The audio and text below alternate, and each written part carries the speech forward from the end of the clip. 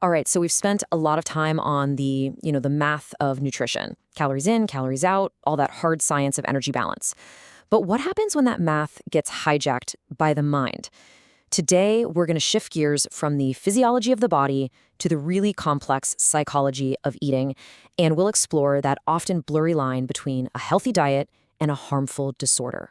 And that brings us to this central question: a diet, a habit, or a disorder? Where exactly does a diet stop and a disorder begin? It might sound simple, but honestly, that line can be incredibly blurry. And for anyone who's going to work in a clinical setting, understanding this difference isn't just academic, it's absolutely essential for a patient's well-being.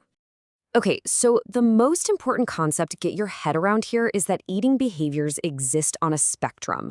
Our goal today is to really clearly differentiate between what we call disordered eating, which is something a lot of people might experience from time to time, and a diagnosable eating disorder, which is a serious, persistent mental health condition. So let's break this down. On one side, you have disordered eating. This covers a huge range of unhealthy behaviors, right? Like maybe obsessive calorie counting or skipping meals. They're not great habits, for sure, but they don't quite meet the threshold for a clinical diagnosis. But then on the other side, you have eating disorders. These are severe psychological conditions officially classified in the DSM-5. The difference really comes down to three things: the severity of the behavior, its persistence over time, and the deep psychological distress it causes. Now, while these disorders can affect absolutely anyone, the stats show that certain groups are at a much higher risk. This includes females, adolescents, and young adults who are navigating some pretty intense social pressures, and also athletes, especially those in sports where weight or appearance is really critical. And there's also a very, very strong link with other conditions like anxiety, depression, and OCD. And this chart, it really drives that point home for anorexia and bulimia. As you can see, females are 2 to 3 times more likely to be diagnosed. A lot of the research points to a major contributing factor here: the thin ideal, which is this pervasive societal pressure that promotes an often totally unrealistic and unhealthy body type. All right, let's dive into our first specific clinical disorder, anorexia nervosa. If you need to remember one word that defines it, it's this: restriction. So, what does that mean clinically?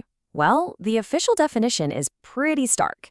Anorexia nervosa is an eating disorder characterized by extreme self-starvation and a flat-out refusal to maintain even a minimally normal body weight. It really boils down to two key things. First, there's a persistent, relentless restriction of calories that leads to a significantly low body weight. And second, there's this powerful, intense fear of gaining weight, a fear that doesn't go away, even when the person is severely underweight. And this gets to the absolute core of the psychology of this disorder. It isn't just about food or weight. It's about a profound distortion of perception. This is often linked to something called body dysmorphic disorder, which means the person genuinely sees themselves as overweight, no matter what a scale says, no matter what a doctor says. It's like they're in a battle against their own reflection. And all that long-term starvation has severe physical consequences. The body, in a desperate attempt to stay warm, will grow this fine, downy hair called Lanugo. The heart rate slows way down to a dangerous level, which is called bradycardia. And for females, there's often amenorrhea, which is the loss of the menstrual cycle. Okay, next up, we have bulimia nervosa. If anorexia is defined by restriction, bulimia is really defined by a powerful and destructive cycle. Clinically speaking, bulimia nervosa is defined by this recurring cycle of binge eating, which is then immediately followed by what are called purging or compensatory behaviors, all in an effort to prevent weight gain. Let's break down that cycle. The binge phase involves eating a huge amount of food in a really short time, and it comes with this feeling of being completely out of control. Then comes the purge phase. This is the attempt to undo all those calories, using methods like self-induced vomiting, abusing laxatives, or exercising to an extreme. And right here is a critical distinction from anorexia. Someone with bulimia is often at a normal weight or maybe even slightly overweight. Why? Because that binge-purge cycle can result in a body weight that looks stable. This makes it a much more hidden disorder. You often can't tell just by looking at someone. But those purging behaviors do leave behind physical clues.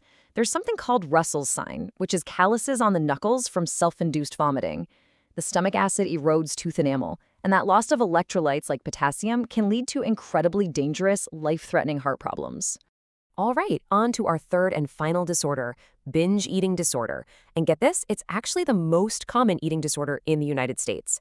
Its key feature is really about what's missing when you compare it to bulimia. Binge eating disorder, or BED, involves those same recurring episodes of binging, eating large amounts of food with that same loss of control. But, and this is the crucial part, it does not involve the regular use of purging or any other compensatory behaviors. So what does a binge episode actually feel like for the person? It's marked by things like eating way faster than normal, eating well past the point of being full to the point of discomfort, and often eating in secret. And these episodes are almost always followed by these intense feelings of guilt and shame and disgust.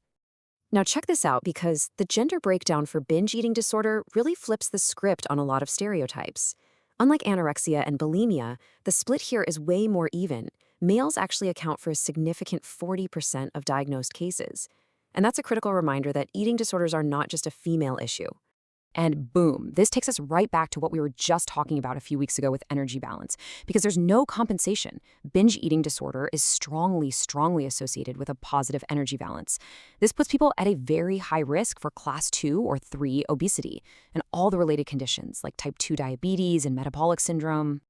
Okay, so let's pull all of this together. Recognizing the distinct clinical profiles of these 3 disorders is so important, not just for an exam, but for any future work you do in health and wellness. This table is a fantastic cheat sheet. So you've got anorexia nervosa, defined by extreme restriction leading to being severely underweight. Then there's bulimia nervosa, with that classic binge-purge cycle often at a normal weight. And finally, binge eating disorder, which is binging without the purge, leading to being overweight and facing those metabolic consequences.